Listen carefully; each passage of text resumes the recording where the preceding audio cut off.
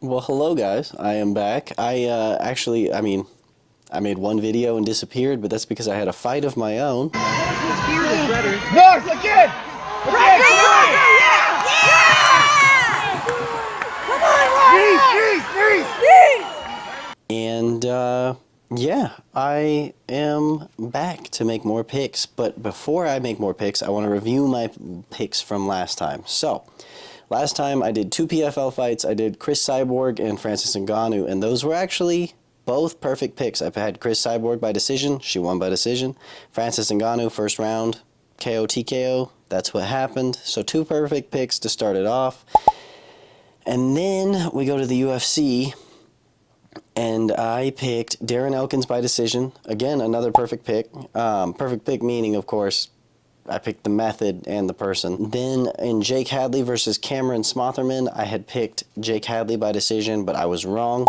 He lost by decision. And then Charles Johnson versus Sue Matajari. I actually had Charles Johnson by decision, and he won by decision. Woot woot. And then Rob Font versus Kyler Phillips. I had Kyler Phillips by decision. He lost by decision, so that's another loss. Anthony Hernandez versus Michael Piera. I had Michael Piera by first round KO, and that is not what happened. He got his booty kicked for 5 rounds, and then got KO TKO'd in the 5th round. So that makes me overall 4-3, but 4 of those picks were perfect. So not a great start, but that's a winning record, kids. Okay, so moving on to tomorrow's UFC. There is a couple of prelims fighters that I want to make picks on, but I do not feel confident picking on them. But I'm going to do it anyways because, I mean, life is about risks, right? And you miss 100% of the shots you don't take. Cody Stamann is fighting Damon Blackshear, and I have not seen Blackshear fight, but I am going to take Cody Stamann by decision. Carolina Kolokiewicz versus Denise Gomez. I want to go with Carolina, but I feel like Denise Gomez is probably going to get the decision. Mansur Abdul Malik versus Dusko Tordakevic. I probably butchered both of their names, but one of them is 6-0, the other one's 12-4.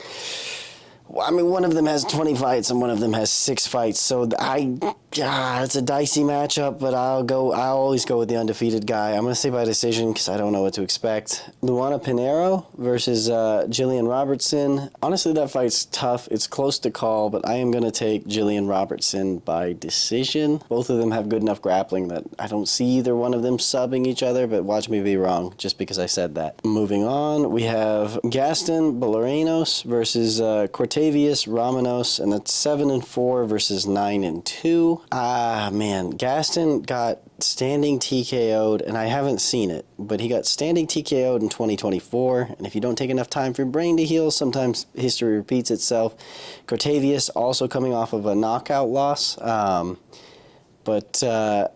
he's taken a year. That was in 2023. So I'm gonna take Cortavius by submission in the 1st round. That's a bold pick. Again, never bet on any of my picks. I pick with my heart quite a bit. So just be aware of that. Next, we have Gerald Meerschaert, and Meerschaert's close to my heart. I love the guy, but he's fighting Renier de Ridder. Gerald Meerschaert being 37-17, and Renier de Ridder is 17-2.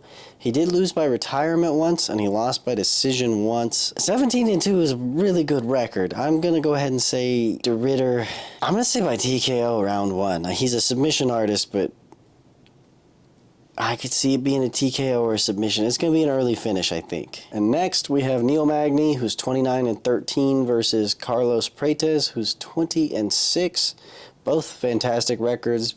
Neil Magny, of course, being like a legend of the UFC. Dude's fought everybody. He's a -800 favorite. He's a 20-6 with a KO over Li Jingliang, Charles Radke, Trevin Giles, and more. So I'm gonna take him by KO, TKO round 2. Then moving on real quick, just because I have some friends that are fighting on the BKFC card tomorrow, and I would like to make some picks. So to start it off, we have Elijah Jamerson, who's actually someone I fought in my 3rd amateur MMA fight, and he won a split decision. Real close. Your boy still thinks he had it, but whatever.